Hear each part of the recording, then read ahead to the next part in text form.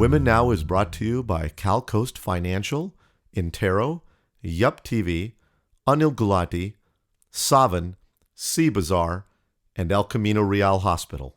Good morning, viewers. Welcome to Women Now. Today we have a very special show for you as I get a chance to sit down and talk to Mr. Shashi Tharoor, a very famous and influential statesman all the way from India. He was recently here at Berkeley talking about foreign policies. We get a chance to talk to him at that time. Welcome, Mr. Tharoor, on our show. It's a great honor and a pleasure. And a little bit nervous talking to you, I must admit that. No reason for that, Nina. Nice to see you. Tell me first, my favorite quote of yours is, India matters to you, so you want to matter to India. Now, how do you want to matter to India? What's your mission? Well, I've gone back now. I said that first more than 20 years ago when I was still living and working abroad. But I was determined that I would try and go back and make a difference in my own way. And I've tried to do that by public office, by running for parliament, by getting elected, as well as by contributing to the national conversation through my writings and speeches. Now, I don't want to pretend that all of this has a profound impact, but one thing one can do is help move awareness and the discussion of certain issues in a constructive direction. And that's something that I have found myself being able to do. Certainly, in India, you still have more power when you're in government than when you're in the opposition, and I'm in the opposition. But even there, I've been privileged to be chairman of the Foreign Relations Committee, or the External Affairs Committee, as we call it in India, which gives me an opportunity to have a say on key aspects of our foreign policy making. I'm particularly interested in seeing how our country can move forward across the various aspects of the development agenda. And in the realm of ideas, what do we stand for in the world? How do we progress? How do we push things forward? And there, my writings and my columns supplement my interventions in Parliament, my speeches in the political arena, and so on. So I've got a lot to do. Whether that's enough to make a difference, only time will tell, and ultimately it'll be for others to judge. But to my mind, these are ways in which I can try and make a difference through my own efforts and contributions to my own home country. It's been positive, in the sense that when I first came here as a graduate student way back in 1975, I still remember watching this NBC documentary about US relations with countries in the world. And they went through US and Russia, US and China, US and the UK, US and Japan. I kept waiting for US and India, and it never came. India simply didn't matter enough. Today, if there ever were to be such a documentary, India would definitely feature. We've become one of the very few countries in the world that President Obama has visited twice during his term of office. Secondly, another positive development has been the change in the stereotypes about Indians. In the old days, India was still seen as this land of beggars with begging bowls, or naked fakirs lying on beds of nails, or snake charmers, bullock carts. And the only positive thing, if you want to call it positive, was Maharajas on caparisoned elephants. Now, all that has been replaced and supplanted today by a different image of India as a land of computer geeks and software professionals. Everyone's assumed to be a mathematics wizard or a technological smart person, because that's the kind of Indian that's made a mark in Silicon Valley and across this country. A lot of Indian doctors have also contributed to a positive image of India. I remember when I was in America when the show ER came out, and the one negative comment made during the first few episodes of the show was that one thing wasn't realistic enough. How could you have a hospital in America without an Indian doctor in the emergency room? So they had to write a part. 60% They had to write a part for an Indian doctor, which they did. And that's why there was an Indian character in the show. So all of that shows that the image, the popular image of America in India, of Indians in America, has changed. It's changed in a very constructive upward direction. On the negative side, I would say that some of the interest in India has also translated into a great deal of awareness of some of the things that are wrong in our society. So obviously the rape issue, the allegations that women are mistreated in India, that's done a lot of damage abroad, including in America. And some of it happens to be true, but it's seen out of context and often distorted and exaggerated. That becomes kind of the front line. And but I would say that on the whole, the diaspora here has been a very important factor in encouraging America to see India positively and to care about India. It's no accident that the biggest single caucus in the US Congress is the US-India caucus, because a lot of senators and congressmen sign up for India because you have influential Indians in your constituencies who are donors, who are voters, who are campaigners, who are advisors, and who want you to be well disposed towards India. Right, it's not surprising because the depth of understanding and our heritage and culture has shaped us in a way that we can be influential. Coming from the Desmond Doig days of the short stories that you used to write from on Statesman, it was called Junior Statesman, right? I used to read them. JS. JS, yeah. And to coming here now today and giving a lecture on foreign policies, how has this entire career shaped you as a person? And what have you most learned out of this whole experience? Well, I suppose when you ask how my career has shaped me, in some ways I could answer, read my 15 books and you'll see the kind of person I have been and am, or the kind of evolution that has taken place in my thinking and writing about the world.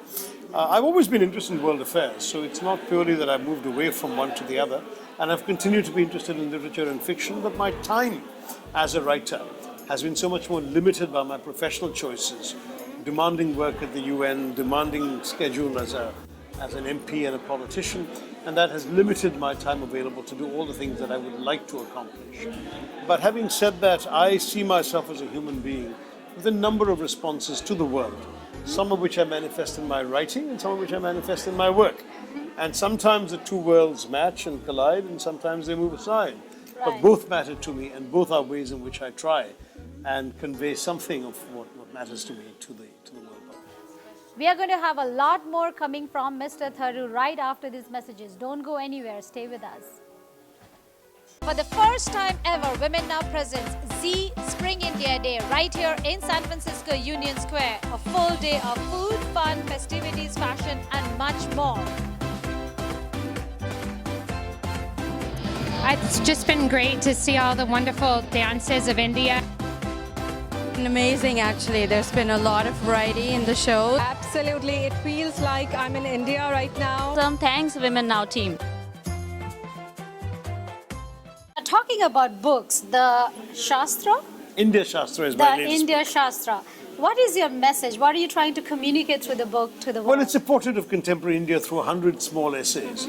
What's the core message of the book? There is not one core message because it goes, you see, I actually have, in a sense, a trilogy of books about the forces that have shaped India, made it, and are still in the process of remaking it. The first was India from Midnight to the Millennium, which was published on the 50th anniversary of India's independence and became quite well known when President Clinton browsed in a bookshop in Martha's Vineyard and purchased a copy. It's a proud moment. And mentioned it in his speech to the Indian Parliament. And from then onwards, that book has continued to be in print and has had a lot of impact on the way people think about India. 10 years later, I sort of updated it in a collection called The Elephant, the Tiger, and the Cell Phone, which brings up to date my vision of contemporary India around the time of the 60th anniversary of India's independence. I should have waited for the 70th or the 75th to finish the trilogy, but Mr. Modi's victory last year meant that my publisher said, look, we need to have a book which actually takes into account how India has changed as reflected in the Modi election victory. So in fact, the first couple of sections of the book are an initial 6-month assessment of what the Modi government is doing and has done, and the remaining sections look at the legacies inherited as well as social, economic, educational, cultural factors in shaping contemporary India today. So I suppose the message, if you have to find a message, is that India is a changing society with a lot of exciting things happening in it. It has evolved and is evolving. As I write in the introduction, a Rip Kumar Winkle who wakes up 40 years later would find India unrecognizable from India 40 years ago, in every respect. Yes. Social change, economic change, cultural change, political change, everything has been transformed. And that change is actually real and substantive, and it's moving along within the framework of a democracy. How do we preserve it? What are the values and issues? What are the issues of contention? These are things the book explores in more detail. That all the changes that are happening and at a societal level and at an economic level, are all these changes in the right direction? Because I question myself all the time about the changes that are happening and so dramatically. What are your Well, who thoughts decides on- what's the right direction, what's the wrong direction? To some degree, it's the government. To some degree, it's the people. Everything has to change. The only constant thing in the world is change itself. But some would say, for example, that we become more materialist than we ever used to be. People are much more conscious of Westernized. earning and spending and flaunting what they earn and spend Yeah. in ways that were not common a generation ago in India. That may or may not be a good thing according to some people. But the Right. fact is that it is a reflection of the way people have chosen to be. I would argue that in many ways the liberalization of the economy is a good change. It has opened up the country and freed and liberated the creative energies of the Indian people. What about imbibing the Western culture? I mean, that's what that bothers me the most, is about moving the shift from our heritage to, adopting to a culture which is not ours. And that. But in this globalized world, it's impossible to resist. As Mahatma Gandhi said 70 years ago, I want my culture to be one like a house with the doors and windows open so the winds of the world can blow freely through my house. So long as I'm standing securely on my own feet and I won't be blown away by these foreign winds. And I believe India's own experience demonstrates that you can drink Coca-Cola without being Coca-Colonized. Okay. That you can actually accept these foreign influences, absorb them and make them Indian. And in turn, you can export your own products. After all, you mentioned yoga earlier. Yoga is spreading around the globe. Right. Indian cuisine, Indian Right. restaurants have Right. proliferated. I think It's we are more available Indian everywhere. here than anywhere Indian else in the world. fashions are available everywhere. And frankly, all of this, even Bollywood, and the export of Bollywood means that India is actually exporting and contributing. It's not merely an object of globalization, it's itself a player in globalization. So I wouldn't worry so That's a very profound answer. I like it. Let's talk about women now. Our show is not just for women, but it's a women's platform to come together, learn, and take their life to the next level. Let's talk about what's happening in India in terms of protecting women. We were protected by our families. We were always inside the house. Now with the urbanization, women getting independent, working outside, traveling late nights and all of that, do you think there is a societal responsibility to impose any laws or any regulations or anything that they can do to protect women differently? The laws are there. It's more social practices, how people actually behave in practice. The laws are actually fairly liberal and enlightened laws, and certainly under our constitution and in our legal system, women have exactly the same rights as men.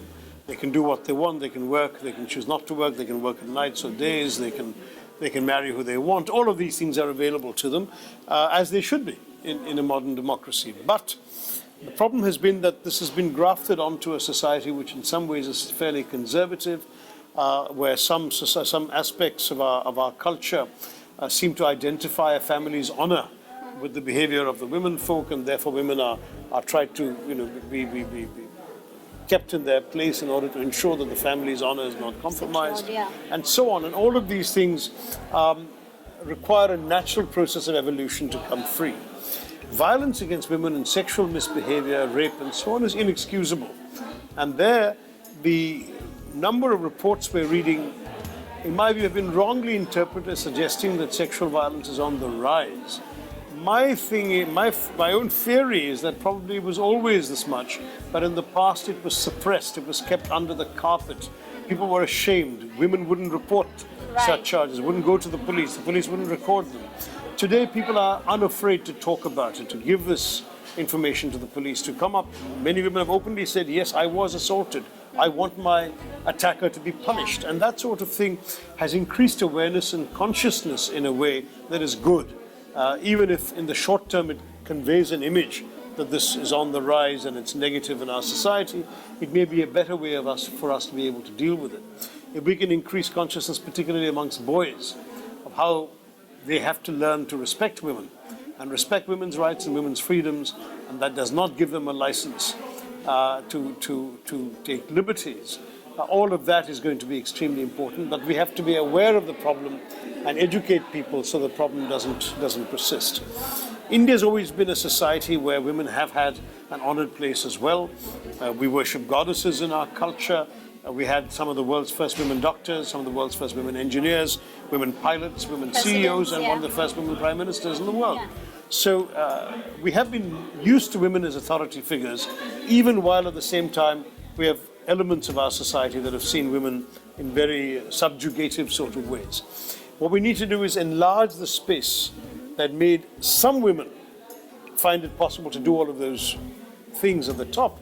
We need to enlarge the space of women across our society can aspire to having careers like that, and I believe we're well on the way to doing that. Women in the police forces and the armed forces, women in the media, women in the private sector are all becoming role models for many people to be able to understand the place of women in our society is, in my view, becoming better, and the space for them is widening in a That's positive. lovely to hear.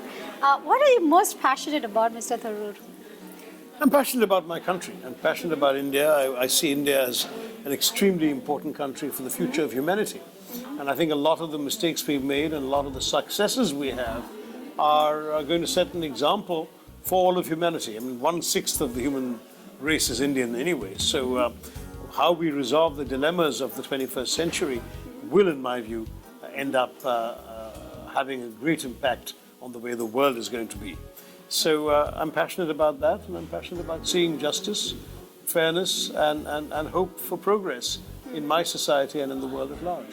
The first time ever, Women Now presents Z Spring India Day right here in San Francisco Union Square. A full day of food, fun, festivities, fashion, and much more. It's just been great to see all the wonderful dances of India. Amazing, actually. There's been a lot of variety in the show. Absolutely. It feels like I'm in India right now. Thanks, WomenNow team.